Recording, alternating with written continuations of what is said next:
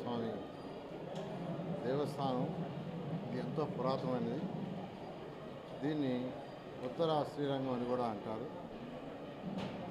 ఈ యొక్క టెంపుల్లో మనకు ముక్కోటి ఏకాదశి సందర్భంగా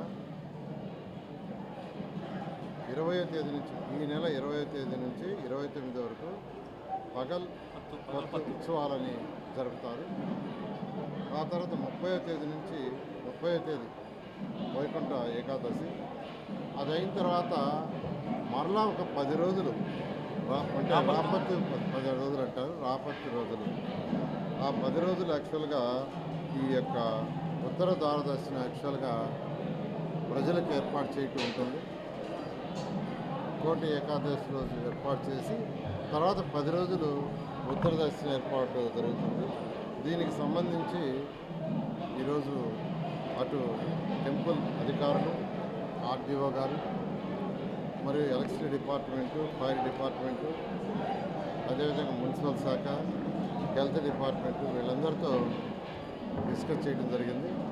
పోలీసు వారైతే 493 మంది పోలీసు వాళ్ళని యాక్చువల్గా ప్రజలకు ఎటువంటి ఇబ్బంది లేకుండా ఉండే విధంగా చేసేదానికి ఏర్పాటు చేశారు. ఇప్పుడే మేయర్ గారు దాంట్లో మహిళలను ఎక్కువ పెట్టండి, మహిళా భక్తులు ఎక్కువ వస్తారు కాబట్టి మహిళలను ఎక్కువ పెట్టమని పోలీస్ డిపార్ట్మెంట్ చెప్పడం జరిగింది. అదేవిధంగా శానిటేషన్కి మున్సిపల్ శాఖ ప్రత్యేకంగా ఒక 130 మందిని స్పెషల్గా అరేంజ్ చేస్తున్నారు. ఎక్కడైతే ఈ టెంపుల్కి వచ్చే రోడ్స్ ఉన్నాయో ఆ రోడ్స్లో లైట్ల ఏర్పాట్లు, డ్రింకింగ్ వాటర్ ఫెసిలిటీస్ని ఏర్పాటు చేస్తున్నారు.